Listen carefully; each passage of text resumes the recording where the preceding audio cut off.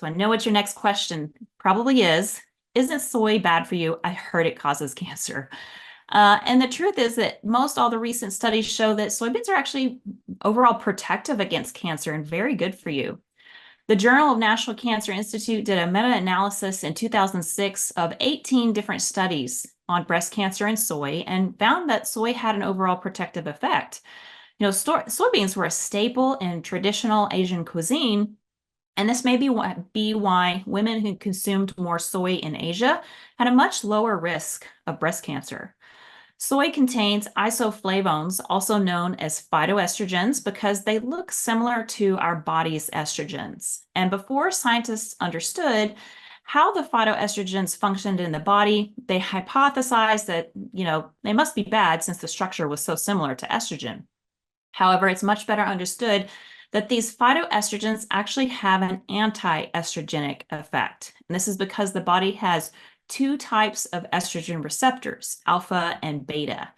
Now, our body's own estrogen binds more strongly to the alpha receptors, causing an increased risk of cancer. But the phytoestrogens bind to the beta receptors. And this actually also blocks our own estrogen from being able to bind to the alpha receptors, having an anti-estrogenic effect in breast tissue.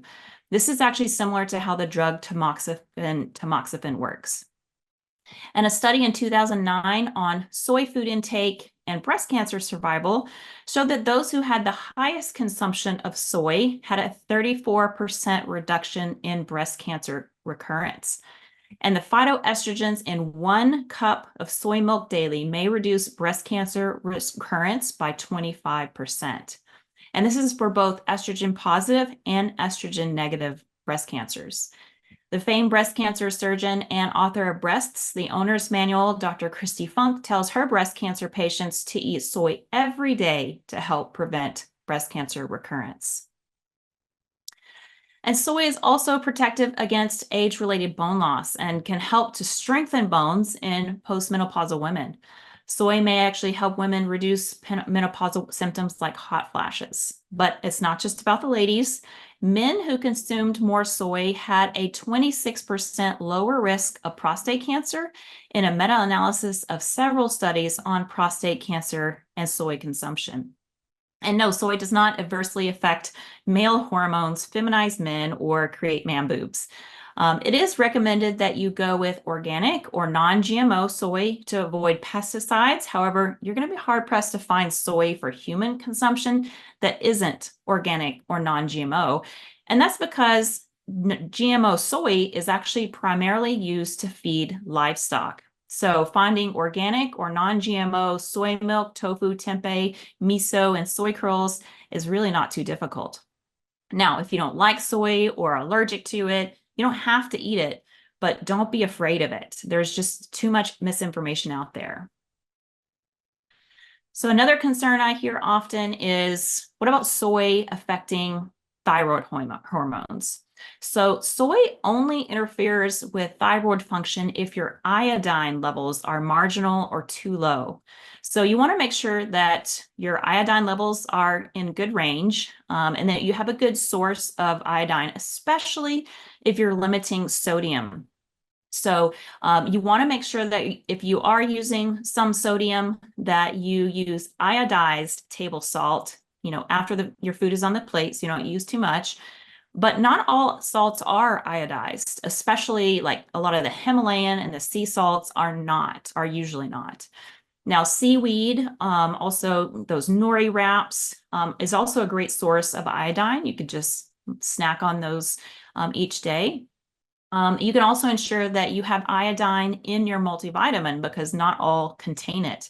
And you don't really need too much, only about 150 micrograms a day.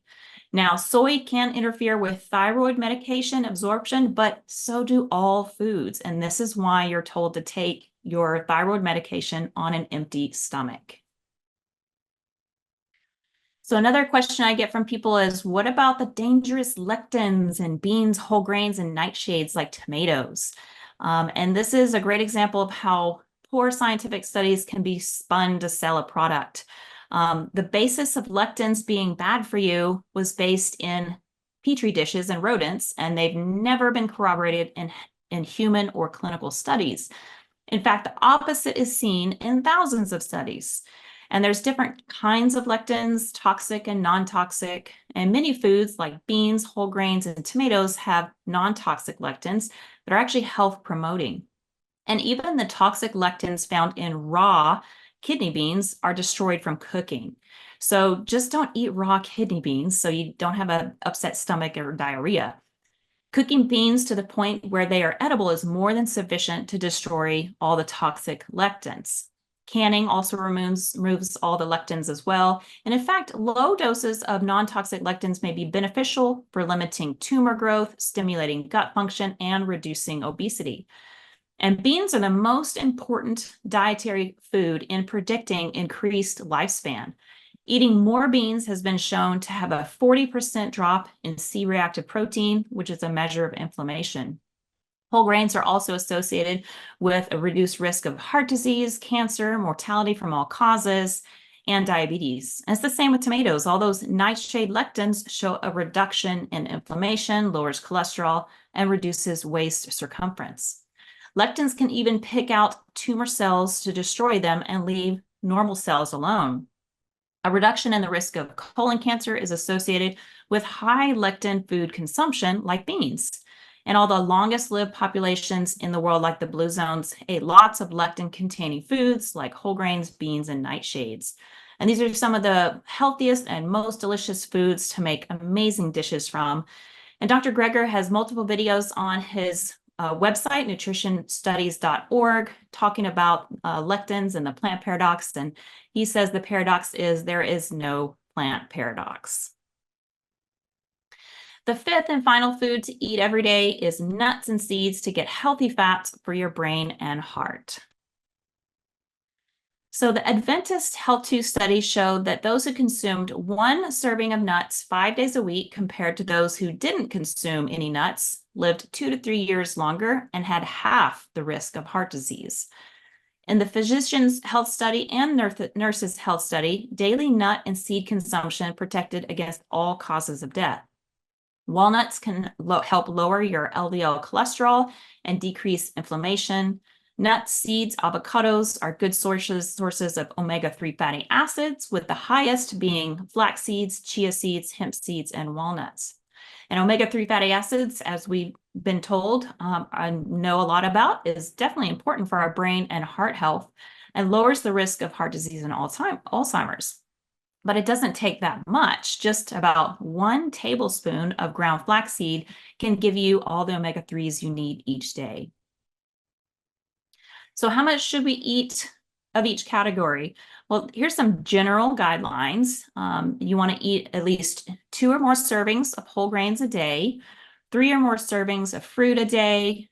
You want at least 5 servings a day of vegetables, and at least 2 or more servings of legumes, and about 1 serving or more of nuts, seeds, and avocados.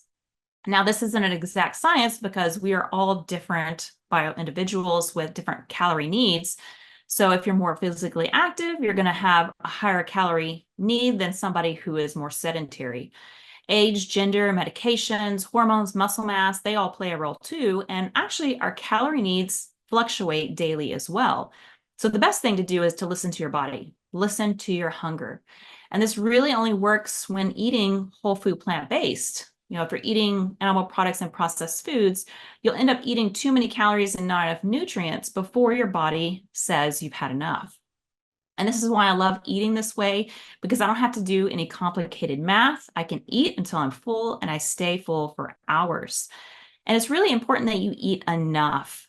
If you're hungry quickly between meals, then you're probably not eating enough at mealtime. If you're hungry, eat. If you're not hungry, don't. It's really that simple. Now let's talk about some of the common mistakes I see people make when they first start going plant-based because of all the misinformation out there. So common mistake number 1 is I see people worrying about protein. But it is a myth that you have to eat meat or animal products to get enough protein, or that plant proteins are incomplete. The fact is that all plants have protein, and all plants have all the essential amino acids you need in varying amounts. So by eating a wide variety of whole plants, not processed, you're going to get all the protein you need, plus all the micronutrients and fiber you don't get from animal products. And you do not need to food combine. Our digestive system is actually smarter than we are and recycles amino acids as we need them. You know where the animal got its protein? From plants. The grass they eat, the cow, the chicken, the pig, they're just the middleman or middle cow. You can go straight to the source and get the cleanest protein from whole plants. Plus, you don't need as much protein as you probably hear on social media. They're just trying to sell more products and make more money. And it's so easy because greens, beans, whole grains, nuts, and seeds are very high in protein. Even fruit has protein. And you really only need about 10% of calories from protein. And that recommendation is actually on the high side just to cover 98% of the population. Estimates are that most people only actually may need around 6 to 8%. So for example, on a 2,000 calorie diet, 10% would be 200 calories from protein. And there's 4 calories per gram of protein. So if you divide 200 by 4, you get 50 grams of protein a day. And anytime I've used an app to track my protein, I am well over 10%. Most of the time, I'm around 15% or even higher without even trying. So if you're athletic, wanting to build muscle, you can absolutely do that as well without too much effort. Or if you're older and have higher protein needs, it's really not a problem. Don't focus on just grams because calorie needs are different from person to person. So focus on percentages. And if you're worried, use a tracker like Chronometer or MyFitnessPal so you can see for yourself how much protein you're getting from the different plant foods. The second most common mistake I see are relying on vegan processed foods, things like the vegan snacks, the vegan cheese, the vegan plant-based meats, vegan butter. Are you a junk food vegan? You know, this isn't much better than the standard American diet and isn't going to help you lose weight or improve your health. And it's because vegan processed foods are loaded with oil, sodium, sugar, and refined grains to get you to overeat so that companies make more money. You know, these frankenfoods are designed to get you hooked with the perfect blend of salt, sugar, and fat to light up your brain like the 4th of July so that, again, companies can make more money.